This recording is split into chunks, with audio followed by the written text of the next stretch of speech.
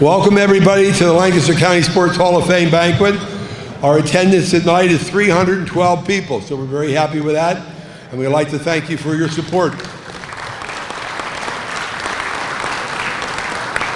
I'd like to congratulate all the deserved award winners at these two tables tonight. Congratulations to them. I would like to thank our website sponsors. Our gold sponsor, Snyder Funeral Home. Is Chad here? Okay, will you tell Chad we recognize him? Okay, I also like to recognize Alice's Restaurant. Is the gentleman from Alice's here? Stand up, please. Okay, Alice's Restaurant. I'd like to recognize them. And I'd like to recognize another gold sponsor, Donegal Mutual Life Insurance. Thank you for your support. The Barnstormers here. The Barnstormers, I'd like to congratulate the Lancaster Barnstormers.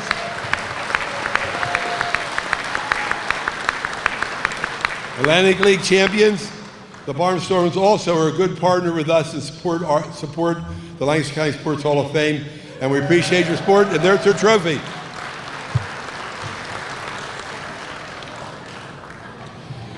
You have in front of you our program and also a sports auction we're going to have on November the 12th that lists all the items. We'd be glad to get you there, or if you can't, you can bid online. It's November 12th at Bolts Auctioneers. We have 250 items right now. We'd appreciate your support with that banquet. I'd like to introduce my board members, and I'd like my board members all to stand and stay standing. The reason we have this banquet is the work that all these members do. We meet once a month. We spend a lot of time to make this a first-class banquet, and we couldn't do it without your support. So if my board members would stand and stay standing, Tom Bennett. Tom Bennett, stay standing. Bill Burt. Bill Burt's our website coordinator. Tom Bennett is our membership chairman.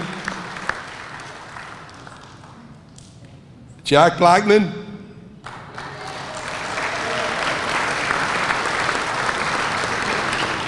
Bruce Davler.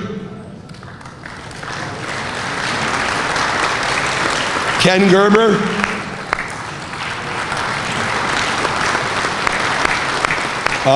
Denise Goby-Gobrecht is not here. She's in Amsterdam right now. She's the manager for the United States senior field hockey team who ended up in third place. And the reason she's not here, she's waiting to get a flight out tomorrow instead of today. Okay, also like to recognize Jack Seeger, our banquet chairman. Get up, Jack. Doug Kraft. Doug Kraft. Jack Neal. Brandon Way. Tony Woods. And Barbara Barr is not here yet. Did I miss any of my members? Oh, good. Please stay standing, please. I'd like Troy Steffi and Jeff Bianchi, the coaches of the Lancaster Championship, Lancaster Barnstormers, to come forward. They're going to lead us and take me out to the ball game.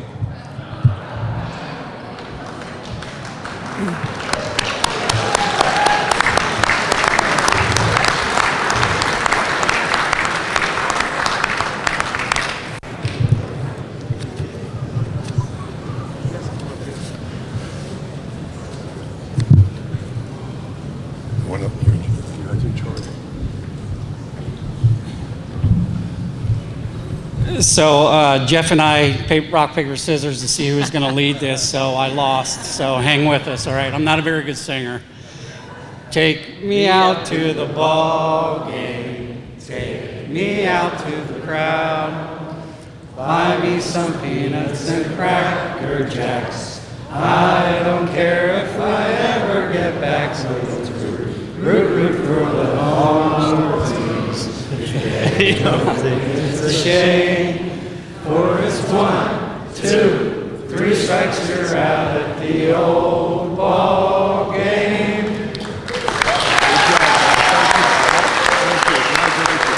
Congratulations. Thank you. This evening, I would like to take a moment to honor and remember Ken Stout,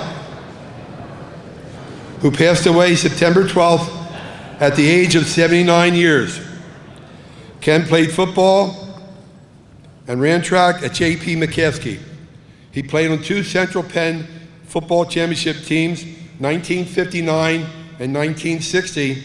And the 1959 team, I think, was the best team that ever came out of McCaskey. They were 9-0. They gave up 26 points all year, and they were not scored on the last 6 games of the year.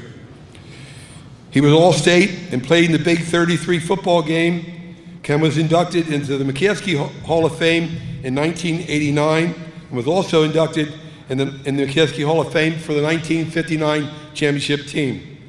He was inducted into the Lancaster County Sports Hall of Fame and also inducted in the Susquehanna Valley chapter of the Pennsylvania Sports Hall of Fame.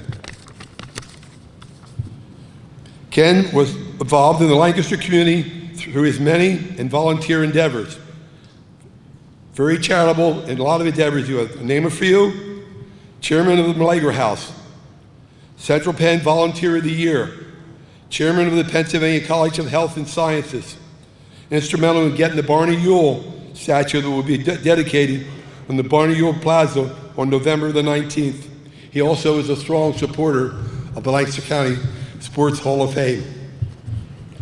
Beginning in 2023, the Volunteer of the Year Award that we present each year will be named the Kenneth G. Stout Volunteer Award. Now I want to, can I have a moment's silence, please?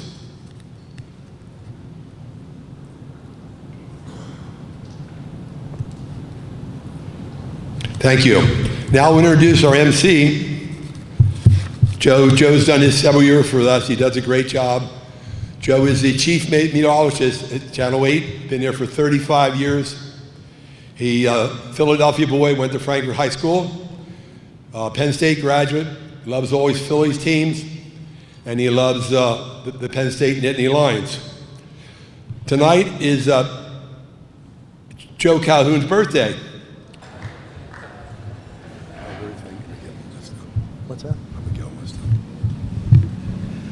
Well, thank you, and thank you again for having me. I was honored several years ago when Ed asked me to MC this banquet. I said, "You sure you don't want a sports guy?" He says, "Nah, you're a sports guy enough." But yeah, I just think it's a wonderful evening, and I am just honored to be here. I often tell the story that my mother-in-law and father-in-law moved from Philadelphia back in the early 2000s and moved to Lancaster County. And my father-in-law was a huge sports guy. And he would complain to me, "Why is this newspaper, all they do is cover high school sports? Why is your highlights all high school sports? Why is it all Millersville and F&M? Why is it?" Well, and about 2-3 years later, I hear, "Did you hear Hempfield beat Penn Manor last night?" So, you know, it really is, I think, a testament to Lancaster County and to this organization, what is honored tonight and the traditions that are upheld here in this county. I'm Jack Blackman, obviously a man who needs no introduction. It's your birthday, it's okay. Can we take a moment to bow our heads, please? Dear Lord, thank you for this opportunity to gather and celebrate sports excellence. Thank you for this opportunity to renew old friendships, and hopefully we can ignite a few new friendships tonight. And please bless the food that we're about to receive, and may it strengthen and nourish our bodies. Amen. Daniel Miser, Bob Diller, and his wife, Sue Diller.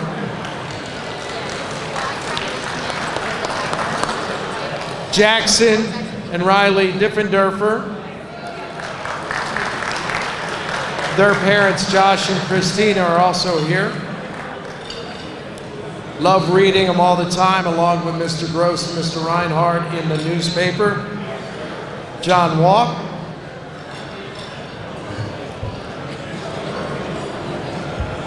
Coach Warren Goodling and his guest, Robin Grimm.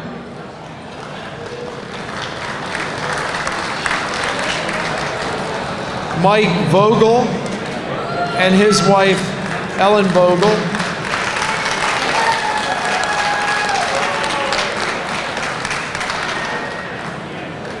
Ms. Kim Glass, her mother, Catherine Storms.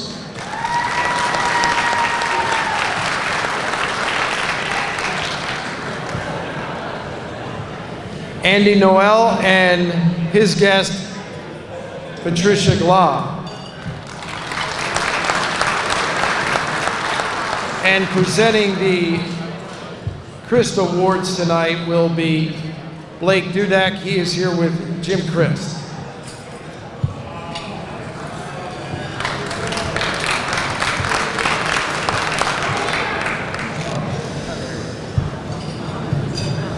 It's time to get underway with the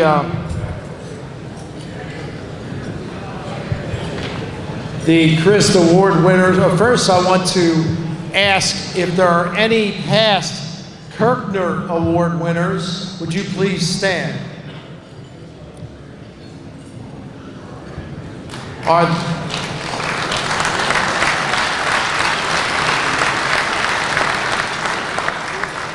any past Chryst Award winners? Would you please stand?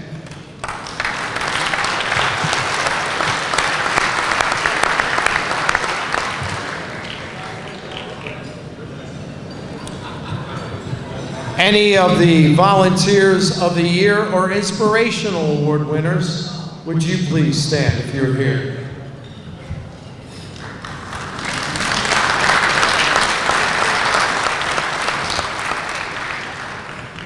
Thank you for being here, and we appreciate that. We're going to start with the Chryst Award winners that I have the honor of introducing all four of them.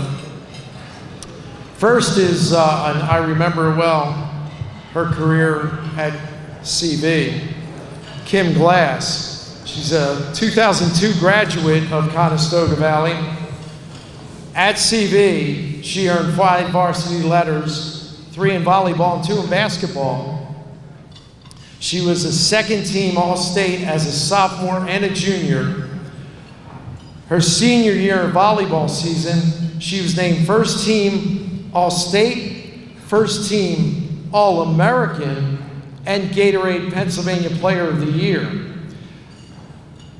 Kim is a 2-time PIAA District 3 All-Star and a 2-time LL League Section 2 MVP, and inducted into the Conestoga Valley High School Athletic Hall of Fame back in 2014.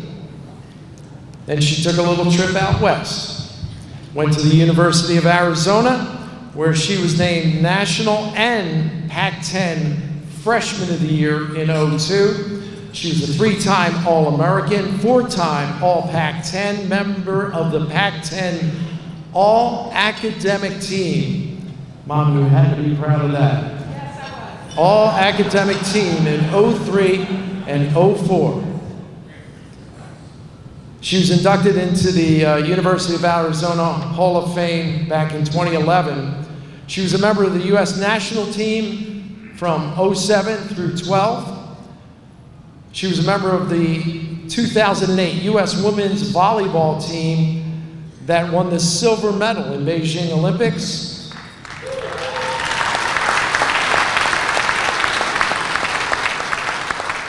She also played professionally in Italy, Turkey, Russia, and Puerto Rico. And I think this is very important. She now is doing some nonprofit work for underserved children in the Los Angeles area. Ladies and gentlemen, Kim Glass.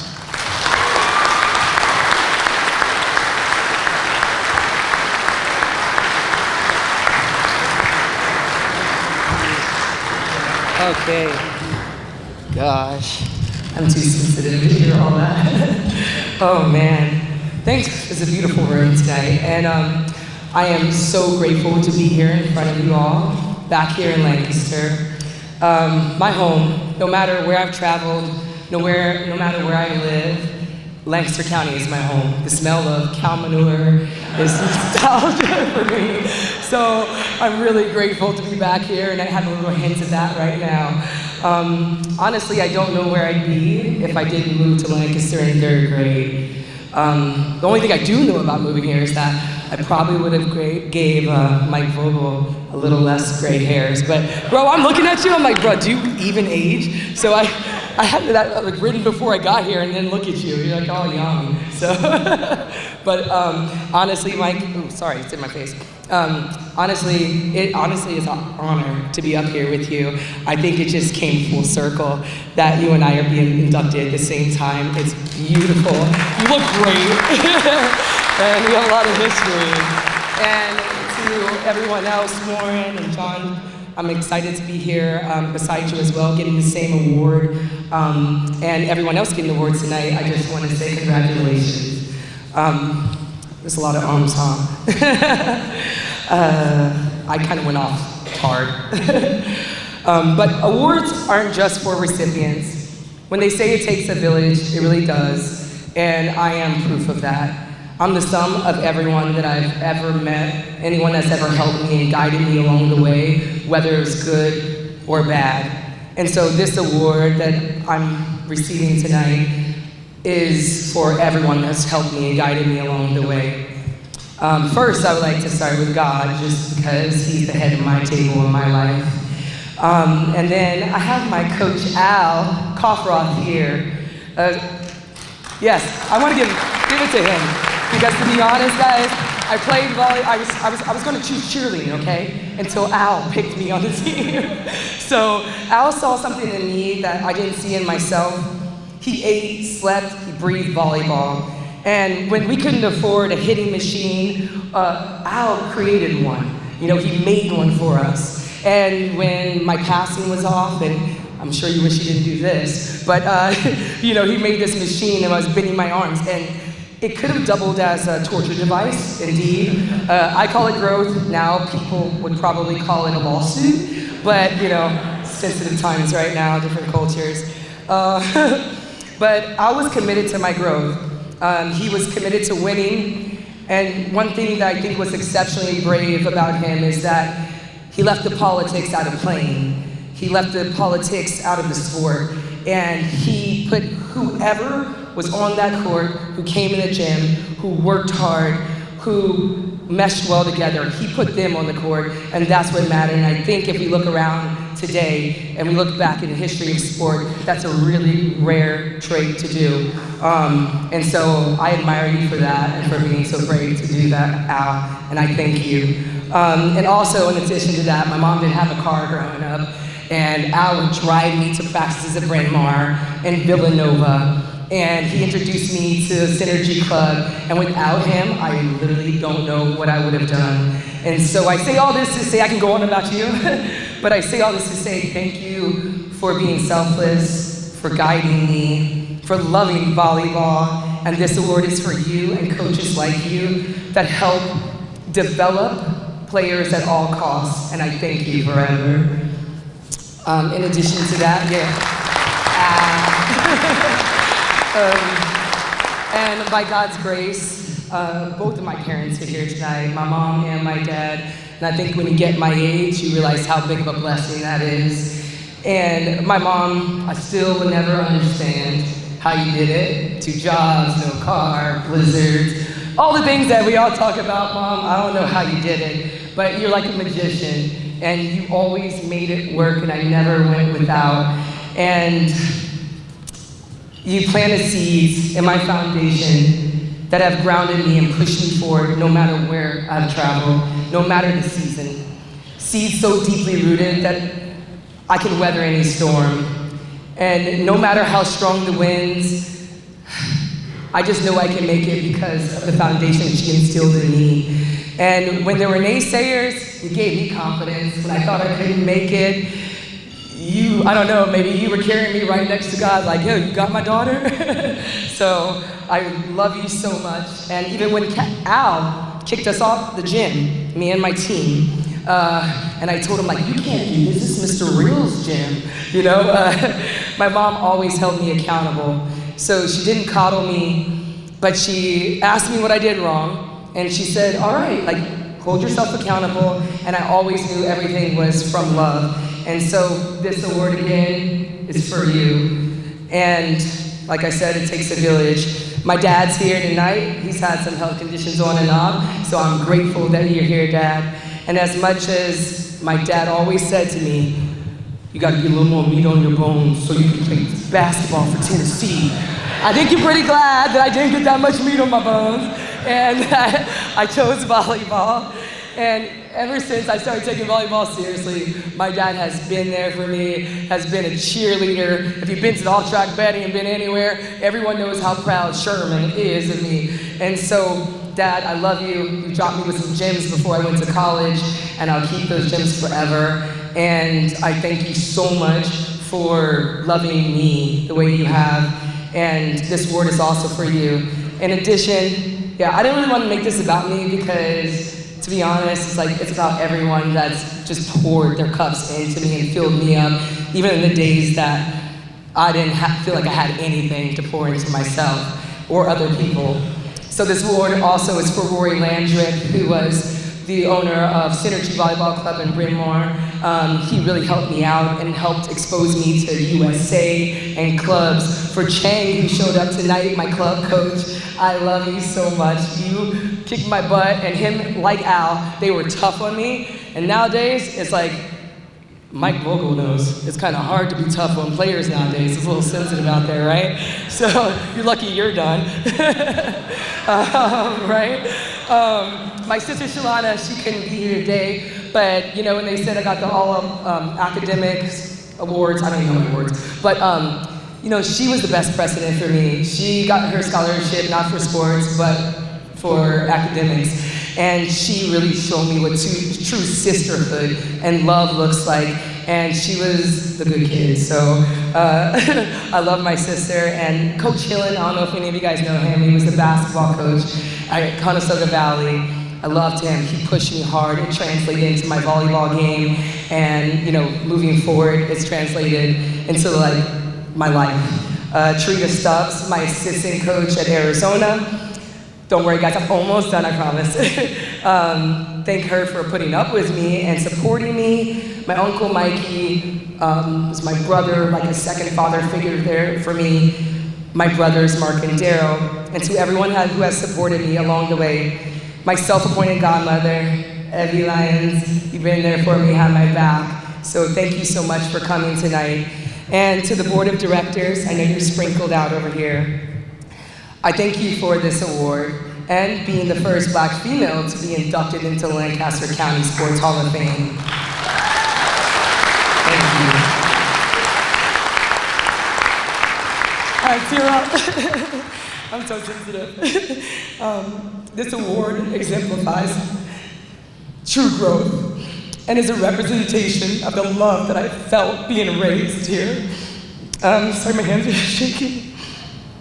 And the support that I've received from this beautiful Lancaster County community. I know my Gram, AKA 12 Chains, you know who it is. If you met her, you know who she is. I know she's really proud. And I hope we can continue to progress forward. Diversity and representation in society is our strength.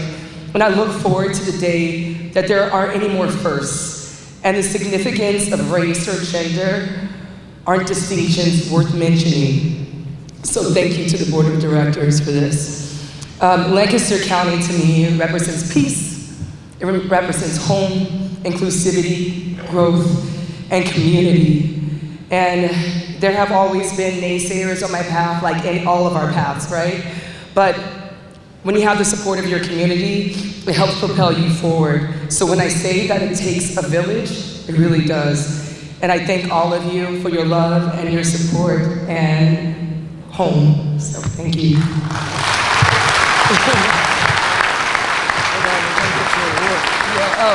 I'll get that then. Thank you.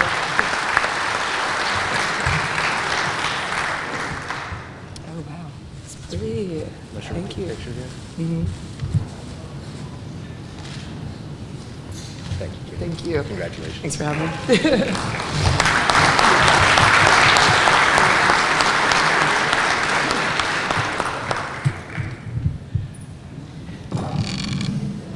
Had to lower it.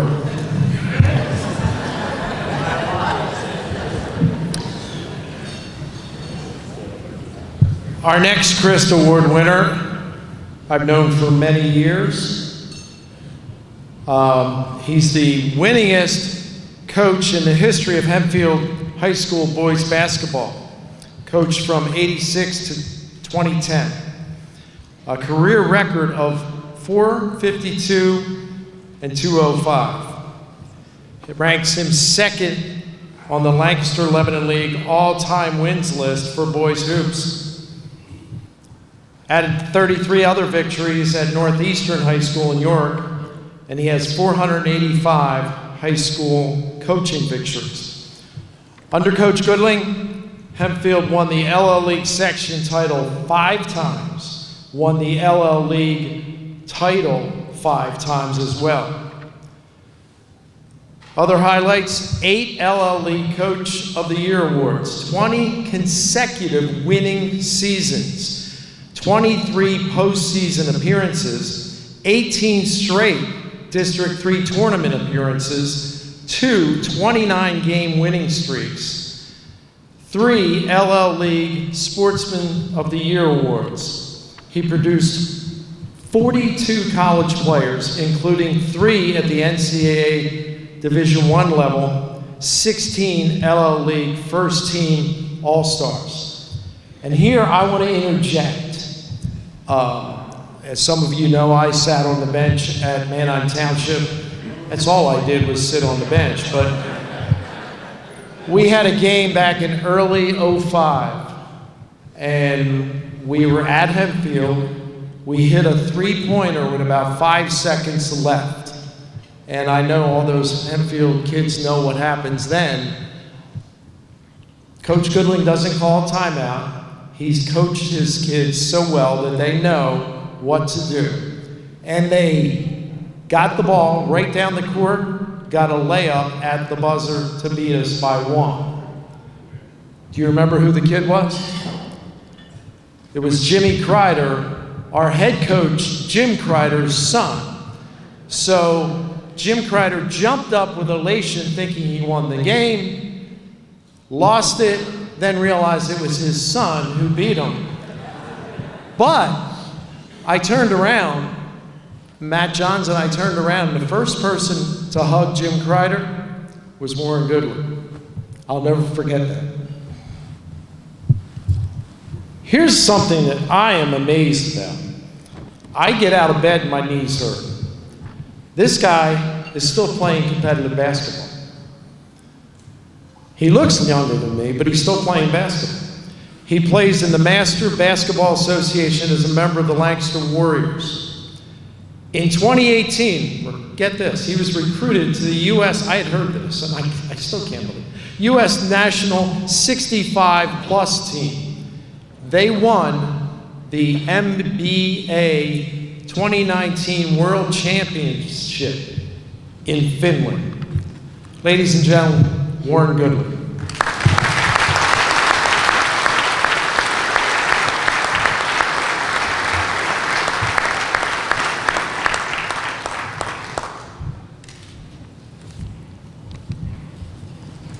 Thank you very much. That was awesome. And I did go over and hug Coach Jim Kreider. And I told him I loved his son. And he said, so do I. That was a great moment. But yeah, thanks for having me here tonight. I'm completely honored to be with all you people here in Lancaster County, which, even though I lived in York for all these years, Lancaster County was my home. I put a lot of miles back and forth over here to Lancaster County. But congratulations to all the other recipients of these awards, especially Coach Mike Vogel, who we were in the same gym for so many years. And it was just awesome. He set the standard for what needed to be done at Hempfield, because when you thought about Hempfield, you thought about success, and certainly Mike set the standard for that. Special thanks to people that influenced my coaching career, starting with my brother Roger, and my coaches at West York, Darwin Bubb, John Eister, my coaches at Lock Haven University, Dick Taylor, And Coach Christopher taught me about 5 a.m. practices, things like that. But so you learn so much going your way as a coach.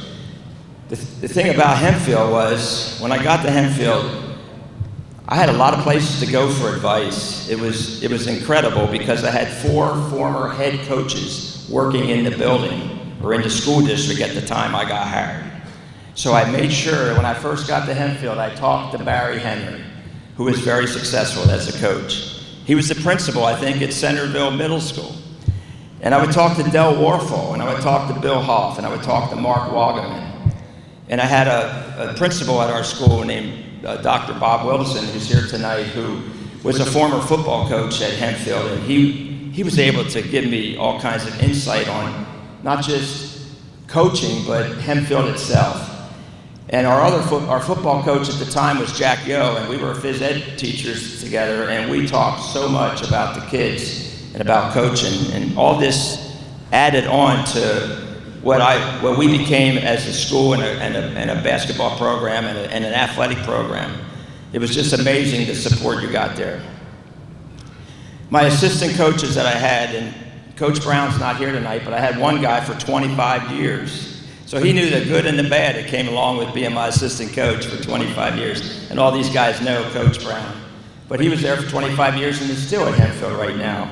And along the way, I had a long list. I had a long list in my pocket of assistant coaches that I had. It just keeps going on and on and on.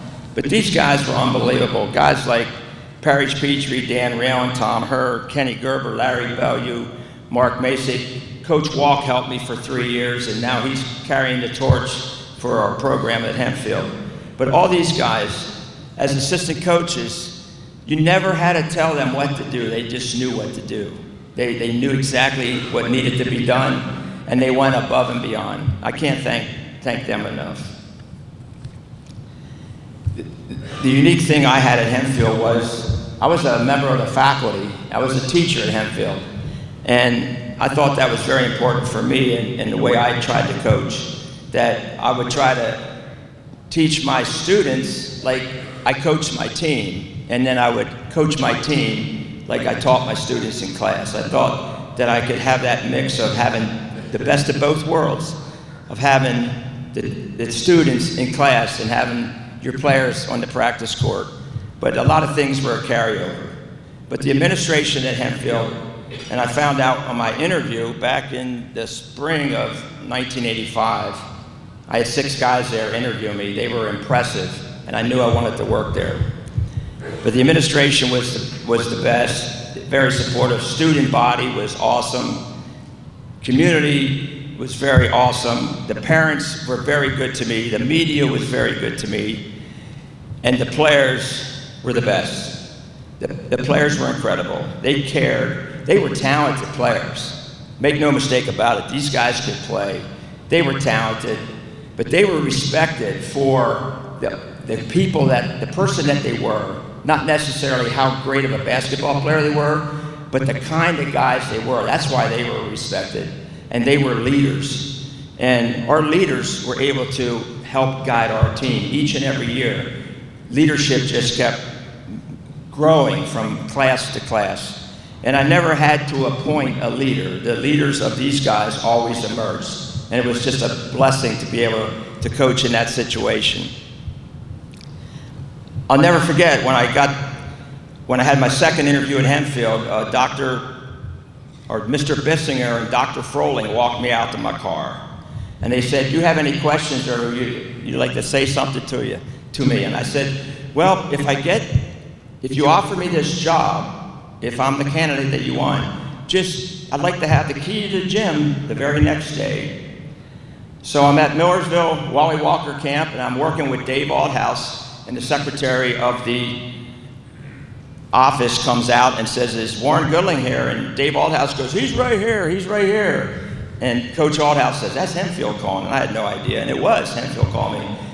And Dr. Froling says, "What time tomorrow do you want to come over and pick up the key to the gym?" I've had that key for 25 years, and it was an incredible 25 years. So what I'd like to thank everybody, thank the players, thank the faculty, thank the administration just give you an example of how the administration supported you at Hempfield. Was Mr. O, one time we lost a 1-point game in the Lancaster Lebanon semifinals down at CV. So it takes us forever to get out of CV. We drive back. We're in the coach's office, Coach Brown, all the players went home, and we're there just feeling really bad about it, and Mr. O comes in at 11:15 that night, Mr. O, and you wanted to make sure I was okay. And that's the kind of support you had. People all around you really cared. So that's my Hempfield story, and go Black Knights. I love that place, and I love the Lancaster Lebanon League. It treated us all good, and it's a great league, and I was proud, even though I'm from York County, proud to be in the Lancaster Lebanon League. Thank you very much.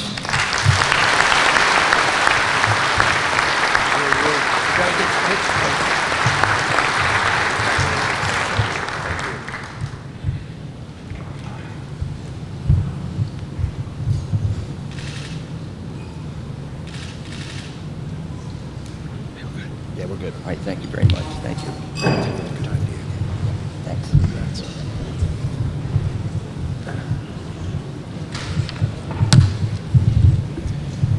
I'm told our next award winner was a pretty decent wrestler. John Andy Noel graduated from Lancaster Catholic in '68. He was a standout wrestler as a scholastic and a collegiate wrestler before moving into college coaching and administration. Noel was the Pennsylvania Catholic Interscholastic Athletic Association wrestling champ in 1968 with a 22-0 record. Went on to Franklin and Marshall, spent a season as a freshman, undefeated, untied, and unscored on.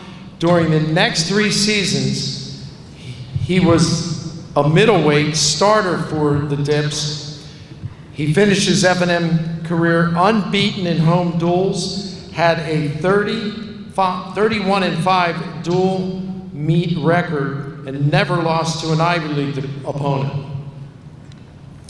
His senior year, he finished second in the Eastern Intercollegiate Wrestling Association Championships.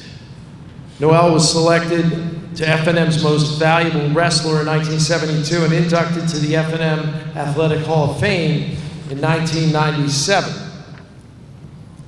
Then he went on to coaching. 1 season as an assistant at F&M, 1 at Colgate, then became the head coach at Cornell in 1974 and stayed till 1988, winning 4 Ivy League championships and had 4 runner-up finishes. So you think about that, that's 14 years. 8 of them he was either first or second. In 1990, he was recognized by the EIWA Championships for a distinguished coaching career at Cornell. In '92, he was inducted into the New York State Wrestling Coaches Association Hall of Fame. He's also a member of the EIWA Hall of Fame, inducted into the New York chapter of the National Wrestling Hall of Fame in 2014. Wasn't finished, went on to administration, became the Associate Director of Athletics at Cornell from '96 to '99. In 1999, he moved up to the AD's job, and he's still there. Under Andy, they have won 106 Ivy League team titles and 37 national titles. John Andy Noel Jr.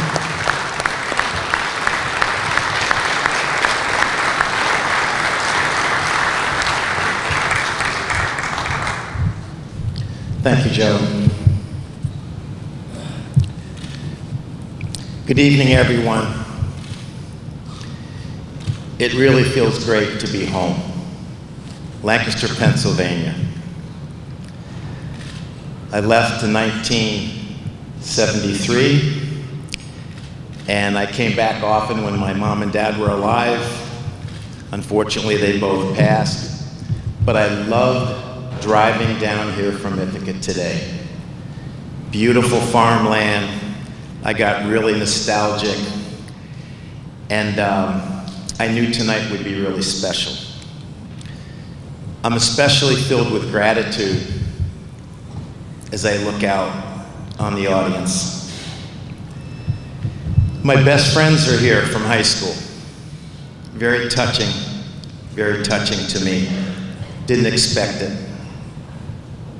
One of them flew up with his son from the South, and it absolutely stunned me to see him again. Best friends from Franklin and Marshall. Had a great, Al, I'm looking at you, big boy.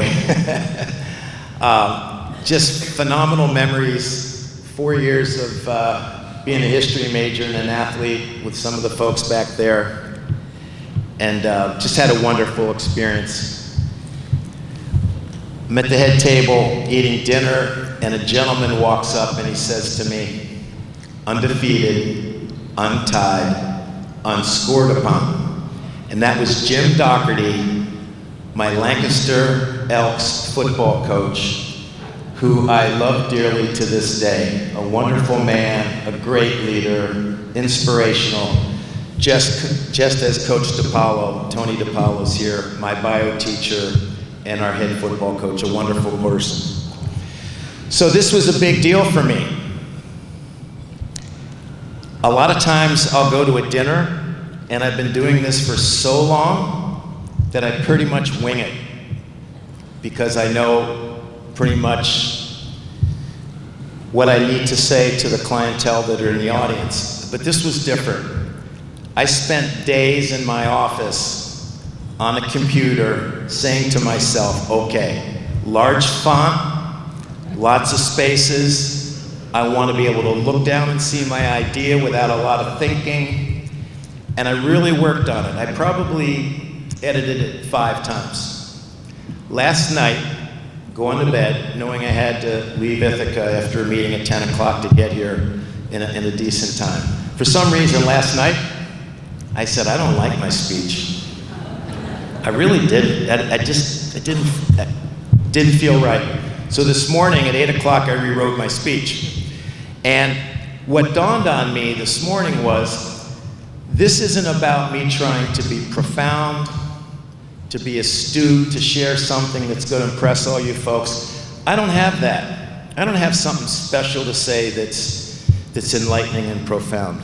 But what I will say is that my experience from the Lancaster Boys Club, and I know, and I know Ricky Dixon's in this audience. Ricky, are you here? Please stand up, Ricky.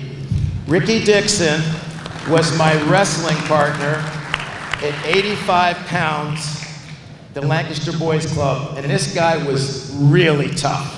And he started me off on my wrestling career, Ricky Dixon, so I'm so thrilled you're here, Ricky. And so this bridges Boys Club, Lancaster Catholic, Franklin and Marshall, and all the stuff that happened up at Cornell. It's actually been a war being a college administrator. Being a coach was a lot of fun. Being an administrator is a pretty tough gig, to tell you the truth. But I do want to tell you and share just an anecdote. And it's about my inspiration. And my inspiration was my father, the late Dr. John A. Noel, local dentist. Now, when I wrote down the word late, it struck me, my dad was never late. And he expected me to be never late. He was such a hammer. Some of my buddies from Catholic High are here, and they knew my dad. And he was just a tough guy. Very loving, but even tougher than loving. And just one anecdote. My senior year in high school, I had a ton of experience compared to a lot of the young guys I was wrestling. And there was this wrestler from Shamokin Catholic named David Ferentz. I still remember him so clearly. He didn't have much experience, but he was a rugged, tough kid. I really respected and liked David Ferentz. So I had beaten him very badly 2 previous times. And I hate to say it sounds bragging, but 11-0, just to tell you. But my senior year when I was much better than when I was younger. I'm wrestling David Ferentz at home. My dad's in the front row. I take him down, get up 2-0. He escapes and takes me down. He scored 3 of the 4 points that were scored on me that year. And I look up and I see my dad's face. He's absolutely disgusted. And he gives me one of these, like, what the hell are you doing out there? And he was just that kind of guy. The bar was really, really high. You could never get comfortable being wherever you were. And I give him credit for developing me, inspiring me, pushing me, and like so many other folks said, driving me to practices and doing all those things. I also have to thank all my coaches, my teammates, my friends, my high school group, intensely close. My senior class, I've never missed a reunion. Every 5 years, I'm not missing it. No way. And so I love those guys. There's many of them here tonight. And I just want to say that I realize that why I'm so excited about this evening is because of the folks who showed up to support me and because of the level of the honorees that I'm joining tonight. Imagine Patricia Hoffman-Meiser, an amazing Title IX gender equity pioneer who was also an amazing basketball coach at Penn State, became Associate AD at UConn and actually led the committee that hired Gino Auriemma, and then she went on to be the AD at Hartford. And Kim Glass, I knew when I saw Kim Glass it was going to blow my mind. I knew she was going to be tall, statuesque, an Olympic silver medalist. My God, she's all that. And then I've had the pleasure, to meet Warren and to talk to him, and also Mike. And I must say, and I do not want to forget this, preparing for tonight and reading about the inductees, Rylee, you and Jackson, I think are the most incredible folks that are here. Inspiration Award winners, I get it, but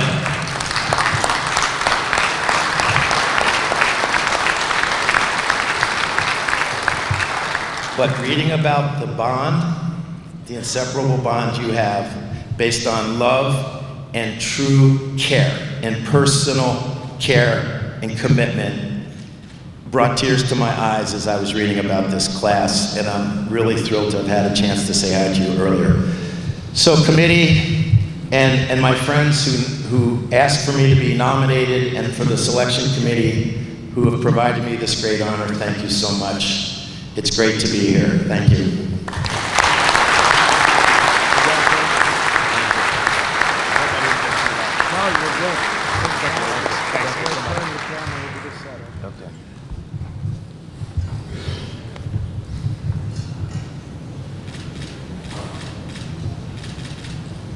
Thank you. Congratulations. Right. Thanks a lot. Thanks. Thank you.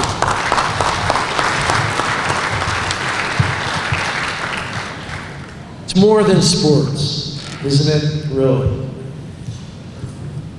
Our last Chryst Award winner, and Mike, it's just because your name was with a V. That's the only reason you're last. 1970 graduate of Hempfield. Coach Vogel carved out what a career as a head coach, not only the boys, but also the girls' volleyball teams at his alma mater, starting in 1991 as an assistant to both programs. He was the head girls coach from 93 to 08, 16 seasons, while also the head boys coach from 98 to 2021, 24 seasons. As a girls coach, he captured 2 PIAA state AAA titles, 5 District 3 AAA titles, 7 Lancaster Lebanon League titles, and also finished the PIAA runner-up in 2002, excuse me. With the boys team, his record in the LL League, non-league, and district and state matches: 504, and 66. In all matches, which included weekend tournaments, Vogels boys teams were a staggering 1,106 victories, 94 and 88. Wow. 7 PIAA Class 3 titles, 11 District 3 titles, 17 LL League crowns. He also has a long list of boys and girls who earned All-State and also went on to play at the collegiate level. This is pretty impressive too. 4 alums went on to win national championships at the NCAA Division I level. Sean Sangre, Ohio State. Also, Luke Murray, Jay Stauffer, and Joe Surik from the Pennsylvania State University. Coach Mike Vogel.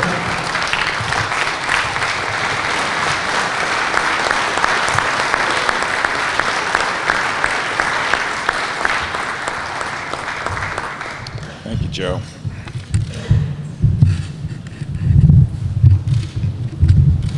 I wrote this speech multiple times, and I also changed it constantly to keep it short because I was told no more than 5 minutes.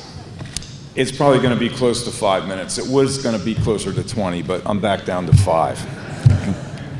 Okay. You know, I never thought I'd ever be a high school coach, and I never thought I'd be up here. This is just amazing to be honored tonight. I have one connection with the Lancaster County Sports Hall of Fame is I used to get my hair cut at Jack Seagrove's. So Jack, that's your plug to go to Seagrove's out there on Queen Street. But that was in the 70s, and we didn't talk about volleyball back then. It was probably football. All right, first off, I'd like to thank the Lancaster County Sports Hall of Fame Committee for selecting me for the Freeland Chryst Award. I'm honored to be included with this group of inductees who have achieved so much in Lancaster County sports and beyond. I know Coach Goodling, who I competed with to get gym space, and I also competed with getting the tall players at Hempfield. I never lucked out, so what we had to do was get the shorter guys and just teach them to jump because Coach Goodling always had the tall guys. And Kim Glass's team in 2000 gave Hempfield girls 3 losses. League championship, district championship, and the Final Four in 2000. So I will always remember you, not for that, because she was a phenomenal player. She was the best high school girls volleyball player I ever saw since then.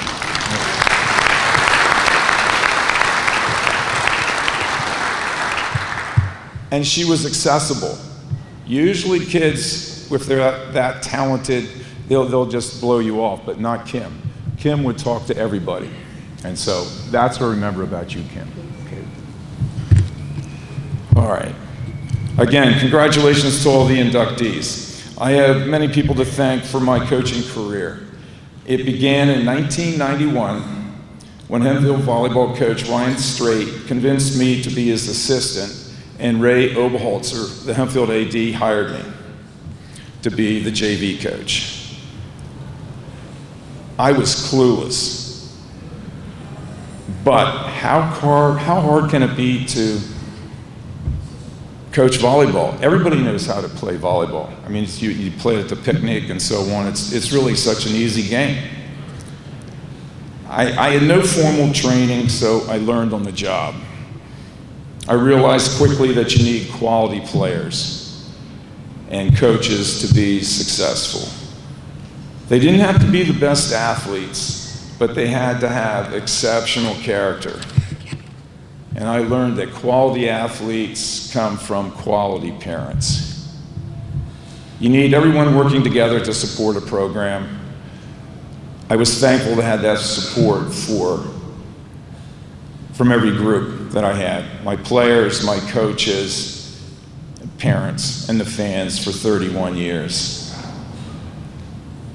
I can't mention everybody here because there's too many. I literally have hundreds of kids that went through the program. But I have some standout players that made my coaching a career a success. And the players do determine if you're going to be a good coach. Tim Schwarren was on my first JV team in 1991. And by the time he was a senior, Hempfield had their first state championship. And then continued his stellar career at Juniata. So give it up for Tim Schwarren, he's sitting right there.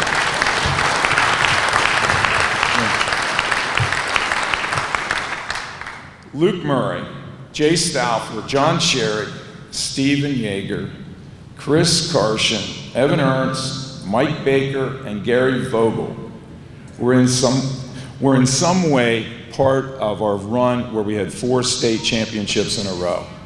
I had a couple kids on that team that were freshmen that won a state title in 2001.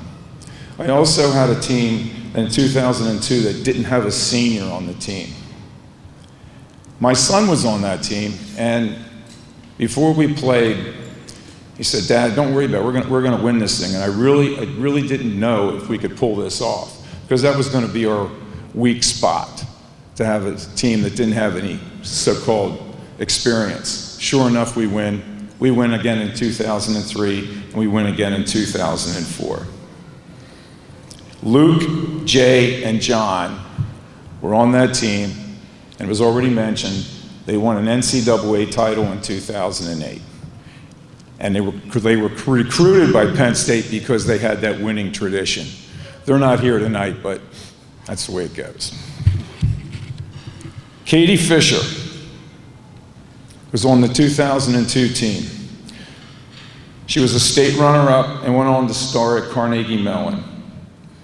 Erica Spangler, Amy Ressler, Katie Ressler, Austin Kinney, Christy Griffiths, and Amy Wingranovich won 2 state championships. Christy continued playing at Fordham, and Amy continued to play at Virginia Tech. They weren't just on the team, they were starters on that team, and that's impressive when you can go from high school and then you can start at a D1 school. Sean Sangri, back to the guy, Sean Sangri, 2 state titles, and then helped Ohio State win the 2011 Division I national title. Moving on. Ethan Williams, who played in 2016, along with Tyler Butterball and Nick Alexa, won Hempfield's last state title. Now, before Ethan won that title, I had to take his Xbox from him because Ethan could not concentrate, and I was just surprised that, okay, Ethan, give me your Xbox, and the rest is history. He turned out to focus, and the rest is history. He ends up pulling off a 2016 state championship. The Xbox must have helped him because right now he runs a nuclear plant on an aircraft carrier somewhere in the Mediterranean. Okay. It just goes to show what quality athletes make coaches look good.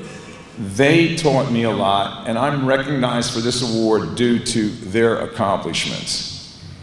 And by the way, the Lancaster newspaper was our 7th man. Their stories about our opponents always motivated the Hempfield players. So every morning we'd get an article about how good Conestoga Valley was or Manheim Township was, and I didn't have to say anything. I just said, read the paper, guys. Okay.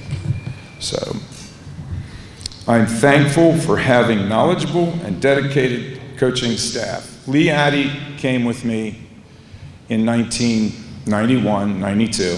He's not here tonight. He looked like he was 70 years old back then, and he probably still looks like he's 70. Scott Garman, Dave Krill, Jesse Perico, Steve Griffiths, Michael Burrell, Morgan Butterball, Karen Wonders, Brittany McMullen, Gary Dim, and Tim Zellers. They were my assistant coaches. We got along great. I gave them a lot of responsibility. They took it, and the kids listened to them. And, you know, they just contributed to the success of the program. In fact, right now, Gary Dim and Tim Zellers have stayed on after I retired. They're still helping out at Hempfield. Okay. And I also was lucky to have the opportunity to coach my son and watch him play at Penn State and have daughter Claire cheer him on. And finally, I would like to thank Ellen Vogel for her support, allowing me to coach for 24/7 over 30 years. Again, thank you for this honor.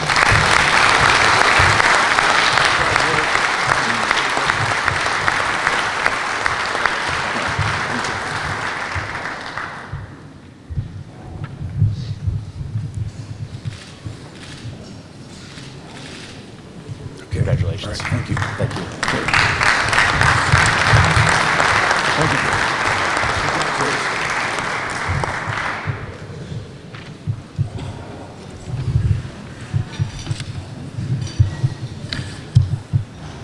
I'm looking over there because it's our next award winner, and he's still doing his job. Bob Dillard has a lifelong hobby of photography. He loves going to local athletic events in the community. He enjoys photographing, as he says, the thrills of victory and the competition, and also donates his pictures to the teams and to the players and to the coaches.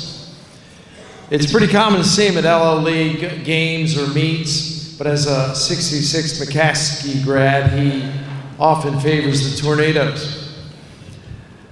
Bob volunteers his time for local Relay of Life fundraisers. He takes pictures there. He's also the official photographer for the annual Lancaster County Office on Aging Senior Games, and he takes pictures of the competitors and posts them daily on a website, and at the end of the games compiles a video of the games.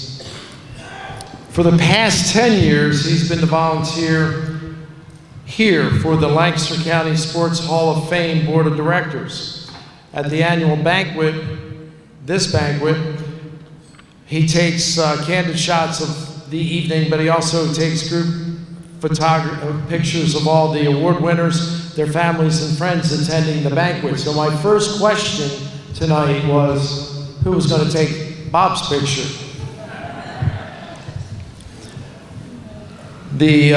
All the award winners will be getting pictures that Bob has taken a little later on tonight as a memory. Bob and his wife Sue live in Mount Joy. He's an Army vet, retired from Armstrong. In high school at McCaskey, he lettered in soccer and tennis, and I'm told he's still a pretty decent tennis player. Folks, Bob Dillard.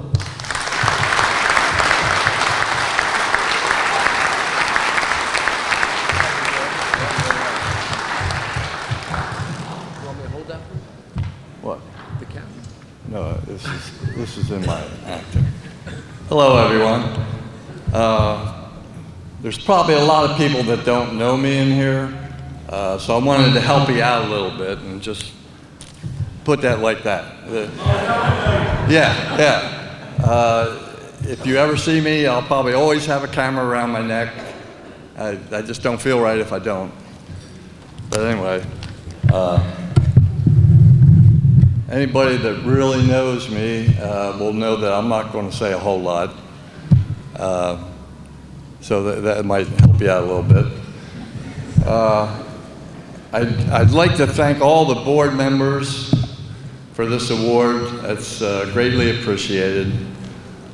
I think I know most of them by now. Yeah. And I'd like to congratulate all the award winners tonight.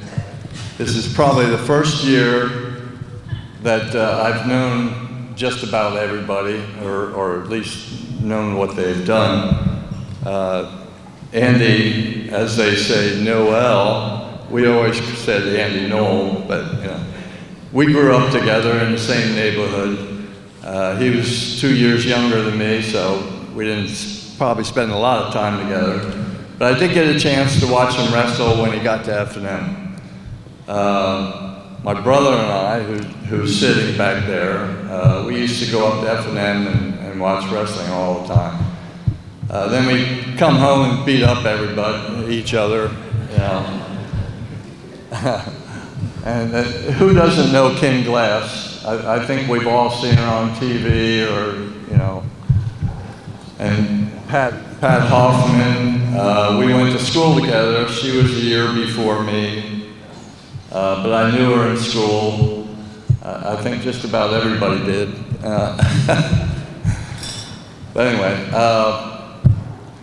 I see a lot of friends and family out here, which I knew nothing about any of them coming here. So that was a big shock. I'll definitely talk to my wife about that. And also, Jack Neal, I think, had something to do with it. I've been doing photography for just about 40 years.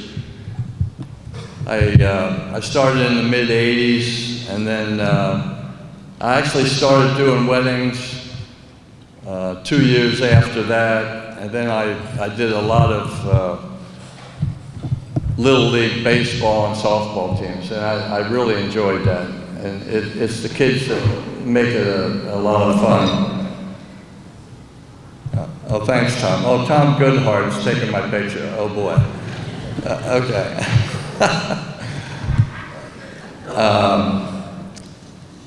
I got the opportunity to shoot pictures for the McCaskey football program, probably the late 80s, and that's due to Jack Neal and Henry McKay. They both asked me to do that. And it's been great ever since then. That was kind of a stepping stone for me, because when I got to McCaskey, I was shooting just about every sport that they had there. Luckily, my oldest daughter, Megan, she went to McCaskey for about a month, and then she switched over to Hempfield. No offense. No. But a lot of her friends were there. So I'd go to all these events, take their pictures, and see that they got them. And some of the highlights that I had at McCaskey was I followed John Garcia, who won the state wrestling championship. That was just awesome. And also, I think the same year, I could probably ask Gordy about this, but the girls from McCaskey won the state track and field championship. So those two things happening in 1 year was terrific. And that was the first time I ever went to any state championship, and I've been to every one since then. So I've been going there for 30 years. And what I do now, when I get there, I try to shoot every Lancaster County athlete in wrestling and track. And I'll do that with any sport that I get to, a state meet or whatever. But I know the key thing about it was all these pictures I took. Back in the day when it was film, I would shoot all these pictures, get them developed, and I'd just go right back and give the pictures to the kids or their parents or coaches or grandparents. And that's really what makes me feel good. And I know in my heart they all love it. I wish I could do more, but time doesn't permit. I currently work for the merchandiser. I shoot high school sports, which is really right up my alley. To be able to watch all the sports and shoot the pictures. What did I want to say? I lost my train of thought there for a second. But anyway, every time I go to an event, I almost always see somebody I know. So I'll walk up to them and ask them, oh, do you have kids here, grandkids? They tell me what number they are, and I'm on it, And then I try to get the pictures to them. Sometimes it takes a year till they get them, especially track because it's at the end of the year.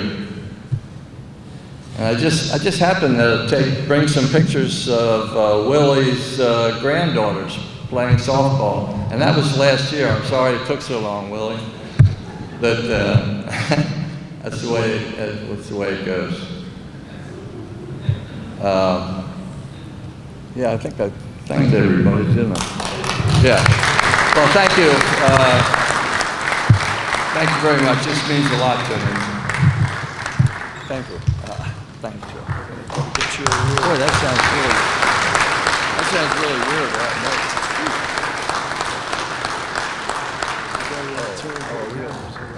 Oh, look at this. Everybody's going. That's one of the best photographers around. Oh, jeez.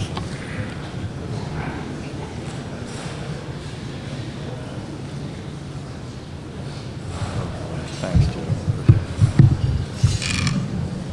Congratulations again, Bob.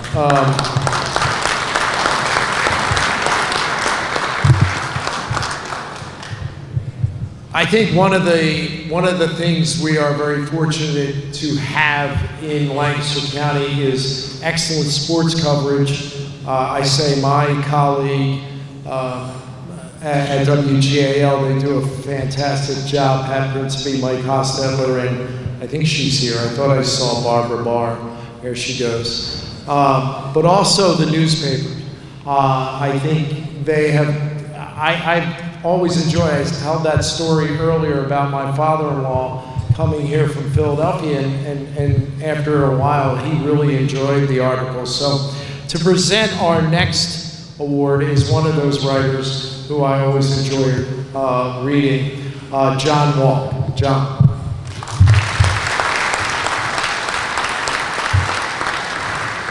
Thanks, Joe. Good evening. I'm a sports reporter at LNP, Lancaster Online.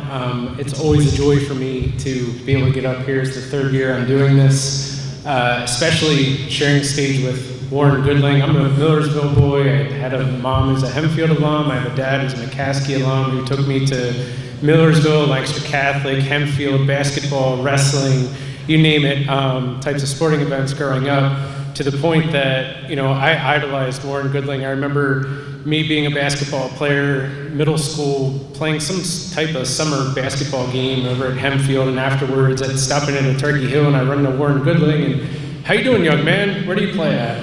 And I was so starstruck, I don't even know what I said in response, but I remember I got home that day and I called my dad, and Dad, do you know who I just talked to? Warren Goodling said hi to me.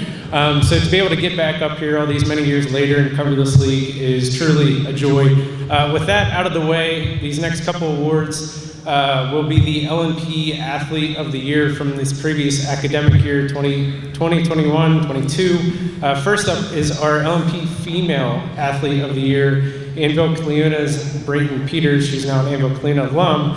But as a senior last year, Brayton juggled both field hockey and cross country in the fall, and she was stellar at both. I covered cross country and help with other sports, but cross country is my main one in the fall. And I know this from heart, she was really good at it. She won the District 3 Class 2A individual gold medal and helped her team capture the District 3 Class 2A team championship. Later placed 11th at the PIAA Class 2A state championship race. And it seems like leagues, districts, states, every time I saw Brayton, she'd just come off winning a race and she'd be like, hurry up, we gotta, she wouldn't say this, but the coach inclined, hurry up, make this quick, she's gotta get over to a field hockey game. Well, that same fall season last fall, Brayton was an LL League field hockey all-star. helping Anvil Cleona win 13 games and reach the district playoffs for the 4th year in a row. And then in the spring, Brayton was a successful distance runner on the track and field team at the LA League meet. Brayton won silver medals in the 1600 and 3200 runs. At the District 3 championships, Brayton won silver in the 3200 run and bronze in the 1600 run. At the state meet, she placed 12th in the 3200 run. She's currently continuing her cross-country and track careers at Elon University, a Division I program in North Carolina that competes in the Colonial Athletic Association, which is why she couldn't be here tonight, but accepting on behalf of Brayton is her family. Brayton Peters, Anvil Cleona.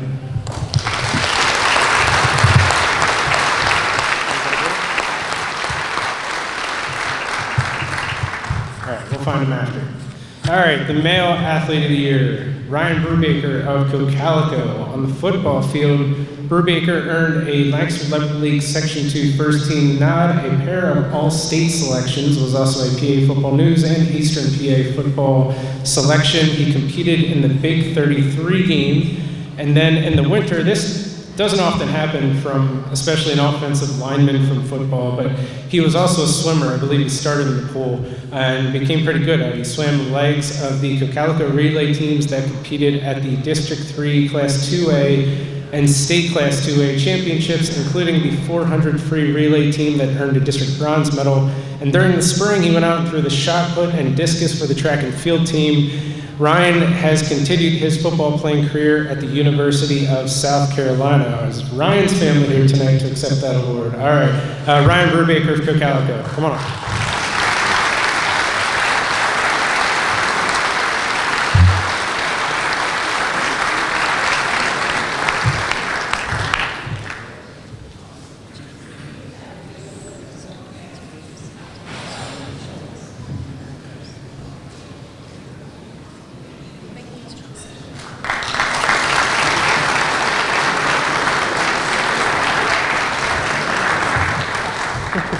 Peter's family's here too. Yeah.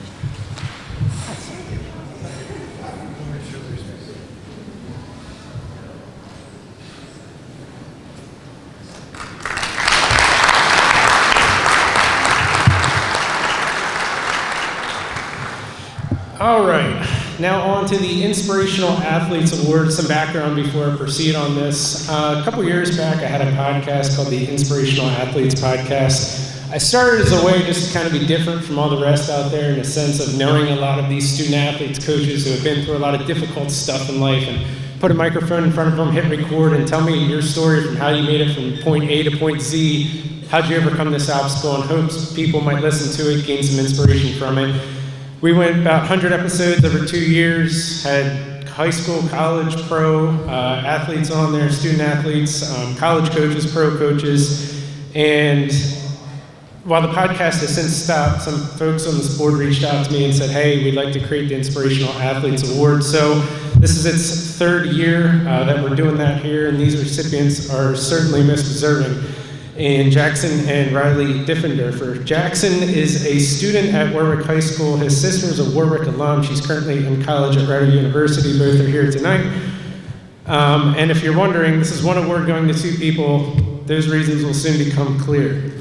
At birth, Jackson had 2 hernias and an enlarged heart. Both his issues have since been resolved. He was a year old when he first underwent brain surgery. To this point, he has endured more than 20 surgeries. He's had a number of medical conditions here that I won't go into here just for the sake of time, but among them, his kidneys are attached in the shape of a horseshoe, which has ruled out his playing of contact sports. However, he has been a member of the Warwick Unified track and field team the last couple of years.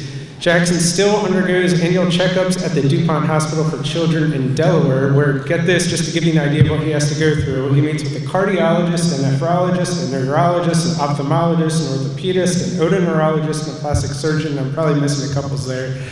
And yet Jackson he has this zest for life, and you see it when you're around him. And I first learned of him when I saw a video. His mom is such an advocate for her kids. Josh and Christina, 3 children. Joey's here tonight, the youngest one. But that is to say, she often posts pictures and video of her kids, and that's where I first saw Jackson cheering for the Warwick boys basketball team, some type of social media platform. And Jackson and sports are synonymous. This kid loves sports. He's a big Philly sports fan. He's probably the biggest sports fan of the Warwick girls and boys basketball teams. You can see him in the Warwick gym almost every winter.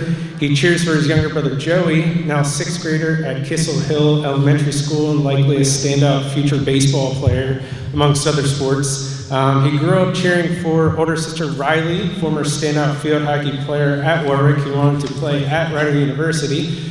Rylee at Ryder is studying special education with aspirations of becoming a special education teacher to help others like Jackson. Speaking of which, a few years ago, Rylee created a website called ThroughJacksonsEyes.com, essentially a blog with entries from Rylee about Jackson's life. Some examples illustrate how Jackson sometimes gets nervous around large crowds, so my apologies placing him in front of all these people, but he's doing well up here tonight. And Rylee also in that blog has written about how he coaches him through those moments. She provides advice on how to talk to someone with special needs and just other heartwarming moments that she's shared along the way. I've been singing songs on the piano with Rylee playing and Jackson helping her sing along. Bob Marley is Jackson's favorite musician. The Bill Withers song, Lean on Me, is their favorite song. And essentially, it's really a beautiful relationship between a big sister, Rylee, little brother, Jackson, and just being next to them in these couple hours tonight, seeing how Rylee interacts with him almost as a mom towards a son. She's, a big sister to a little brother. And I knew writing about them 18 months ago that, one day I'm going to give them this award because I'm a father of 2 young kids now and I see you guys and I hope my kids kind of grow up to, and take in, what you guys do as a brother and sister and apply that to their own lives. And I see it out of their parents too. You guys make me want to be a better father for sure. So all that is to say, the 2022 Inspirational Athletes Award recipients, Jackson and Rylee Diffenderfer.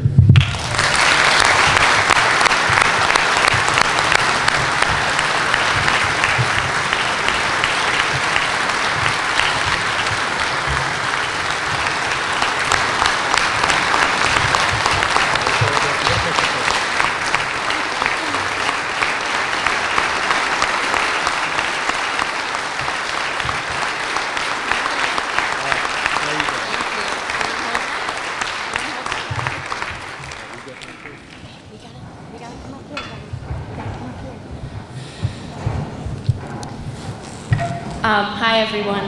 I'm going to try to get through this without crying. I already have cried a little bit, so I don't think it's going to go too well. Jackson, can you say hi? Hello. We just want to say thank you so much to everyone who made this possible for us, especially John. John has singled Jackson out and picked him out and recognized what a special person he is.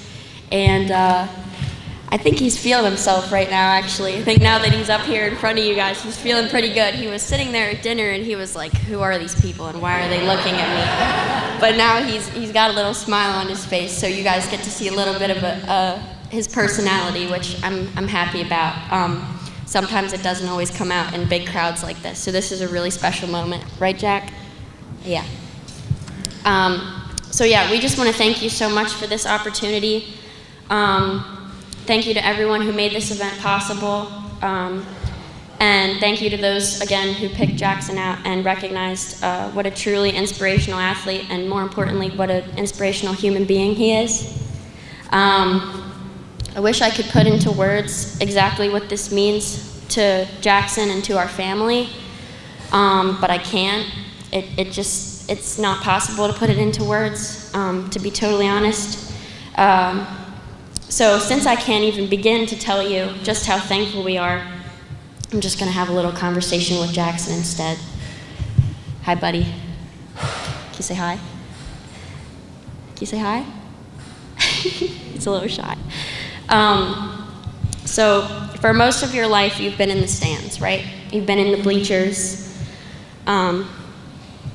You've been there from watching me throw air balls and miss foul shots as a mediocre middle school basketball player, to watching me on the field of an NCAA Division I field hockey team. From watching our little brother Joey hit off the tee to watching him pitch his first immaculate inning this spring, regardless of whether we were doing a good job, whether we were losing or winning, you were always watching. You were always there supporting. You loved supporting the people you love, and you still do. And you were always cheering your heart out, literally always the loudest person in the stands. Sometimes cheering for the wrong team, but the enthusiasm was always appreciated anyway. So now it's our turn to cheer for you.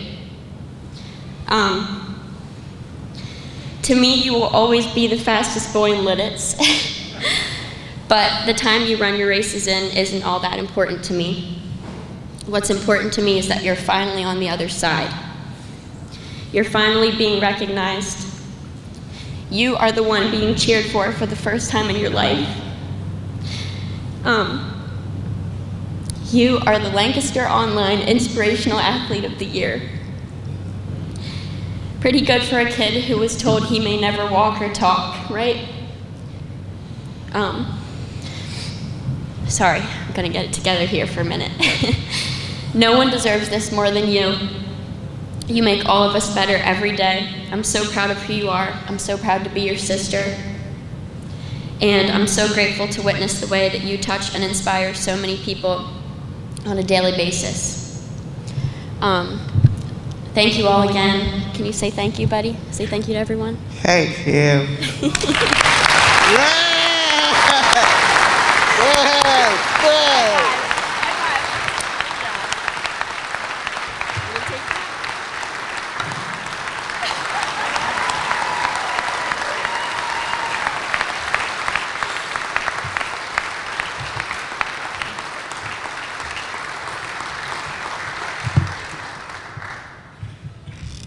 No, I'm not crying. Our final award, the Kirkner Award, that will be presented by, I'll call him Coach Doug Kraft. Doug.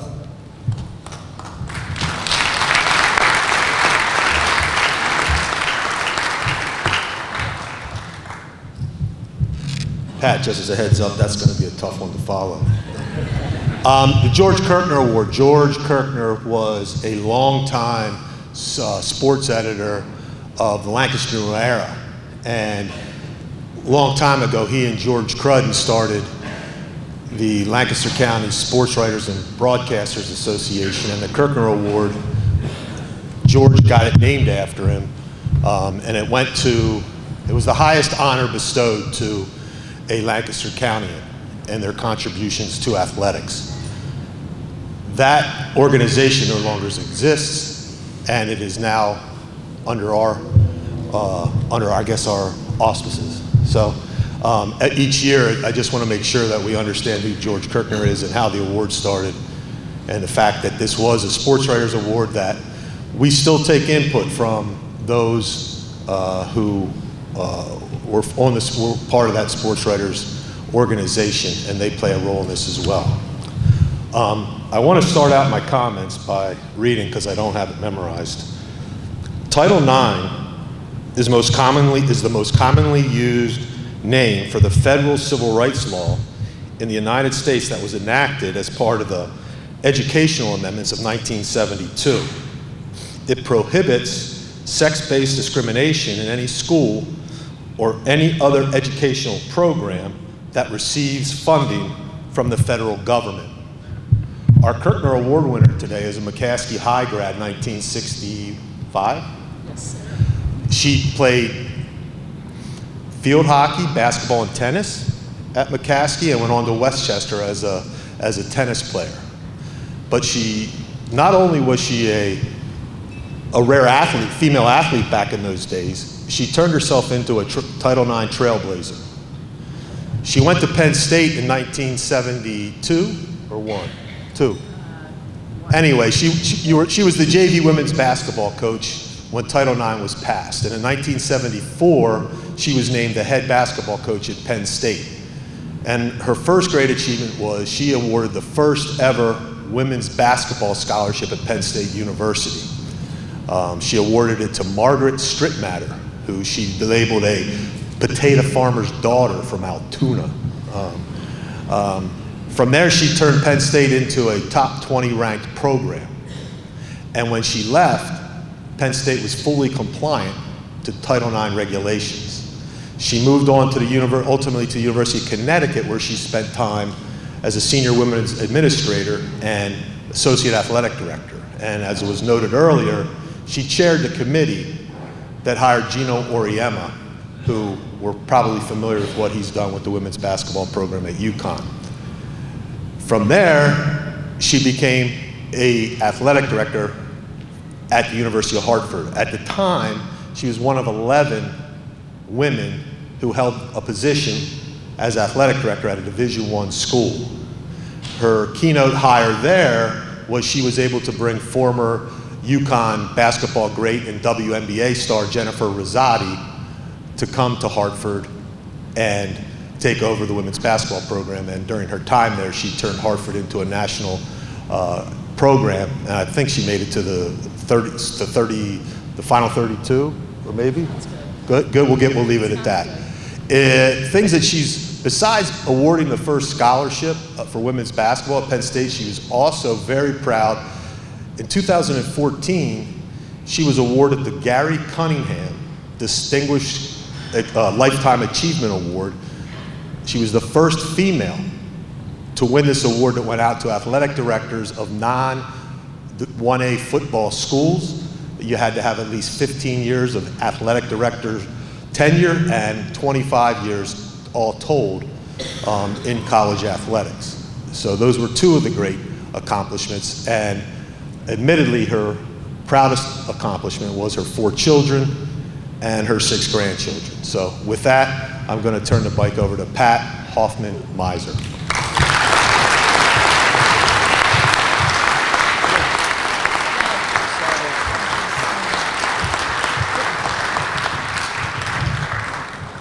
We are definitely bringing this down. Thank you very much, Doug.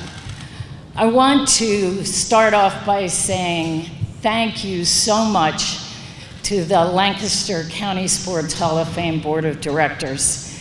Nothing pleases me more, so much like Andy, driving back into this beautiful part of not just Pennsylvania, but this entire country. I have always felt like, even though I've been in Connecticut for 40 years, this is my home.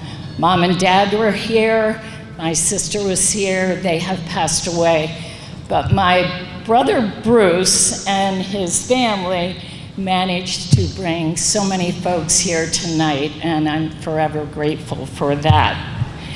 I just want to say to you that one of the deepest passions that I have had throughout my life, and I would not have stayed in athletics if I had not had this passion, is that I believe that one of the finest forms of education in America takes place on the fields, the courts, in the gyms.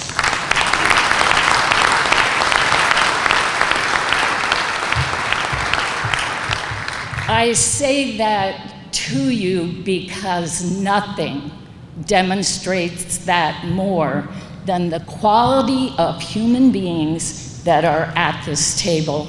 So it is with the deepest of congratulations and humility that I congratulate our award winners tonight. And I would also say that all of you out there are people who deeply believe the same thing I do. And that is that foundational values in our daily lives can be learned through sport.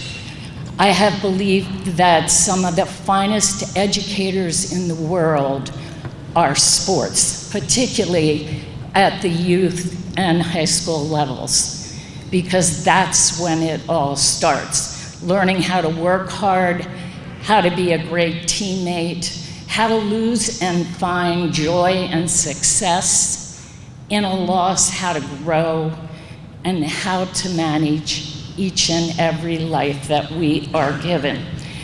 I stand here as a Title IX trailblazer, and it just so happens that the decades of my life fit in perfectly with this year's 50th celebration of Title IX. 50 years ago, that federal law that Doug spoke about was introduced in this country. And it has been a long haul, and I laughed when Andy talked about athletic administration, because as a woman in athletic administration many, many years ago, I had to work really hard. I went to Penn State as a grad assistant, became an assistant coach, became a head coach, and that 6'4" Margaret Strittmatter had the best basketball hands you ever saw. And she anchored our program. We used to do a top 20 poll, and this really sets the stage for those of you maybe who weren't around in the 70s, but we had a top 20 poll run by Mel Greenberg out of the Philadelphia Inquirer. Sunday nights he would call, and 20 head coaches of women's basketball would write the scores down. That was the only way we could get scores of women's games. He would call back between 11 and 12 on Sunday night. We would cast our votes, and the very first top 20 women's basketball poll was generated in the late 70s. We had no internet for my two grandsons who are sitting right there. It was a very strange time compared to where we are today, but it was a very important time. My days at Penn State were hardworking. Our dean said, we are going to be compliant with Title IX. Title IX was introduced in '72. We had 6 years to get our house in order. Dean Robert Scannell at Penn State, we said, we are going to do this right. We are a target. We are a powerhouse in football. We are going to be compliant. And by the time I left to head to the University of Connecticut, Joe Paterno had been my AD. John Turner was the president of the NCAA and the AD at UConn. Those two men said, you know, I think Pat could do a nice job up there. So when I went to UConn as an administrator, we had our work cut out for us. But Penn State led the way. They did it right. My salary doubled in 1 year. My women had full scholarships in 3 years. We went from a 12-game schedule in '76 to a 27-game schedule in just 2 years later. We went to the Orange Bowl. We played Tennessee, Texas, and UCLA. We lost all 3 games by a total of 4 points, and we were instantly in the top 20. It was a great time, and I was very proud to be in the place that I was. I was never shy about raising my hand and saying, let's give our young gals the same opportunity that sports has given our boys. Sports were always fun for me. I grew up near Stevens Strait School in the city. We climbed the fence, we snuck into the gym, we played on the tennis courts, and it was a great youthful experience. I am often cited for having hired Gino Auriemma, Philly guy, who has won 11 national championships with his UConn women's program. Very proud of the work that those women and Coach Oriama and his staff have done. I remember sitting at a table, 11 men, 1 woman, always the case. As I sat there, we were voting on whether or not we should charge for women's basketball games. So our athletic director, Lou Perkins, went around the room after we debated, and it was no, no, no, no, no, no, yes, no, no. And finally, the athletic director, Lou, said yes. So the vote was 10-2, don't charge. The message was, we might scare people away if we put a monetary value on this exhibition. We sold $50,000 worth of tickets prior to October 1st when we released our marketing program to sell tickets. And the history is well documented about the success of that program. I could not be more proud to have had the life's experiences that sport has given me. The challenges, the defeats, the pain, the perseverance. All of those things are things we need in our daily lives. And so I once again applaud all of you for the role that you have played. Bob with his photography. What would we do without him? For the coaches, the administrators, you know there's not a lot of money in this business at the level in which we operate, but we know we do not do this for money. We do it because we care about young people, we shape lives, we challenge them, we build teams, and we make our communities so much better. So thank you so much. One last message. Families are critical. I stand before you because of my mother and my father. If you can imagine, my Southern mother played basketball in North Carolina in the 30s. They had a basketball program for her. My father was a 3-sport athlete, football, basketball, and track. And so in the days ahead, as you look around, please reach out and thank the people who have given you the opportunity and continue your tremendous work for this organization and all of the young people out there. Thank you so much.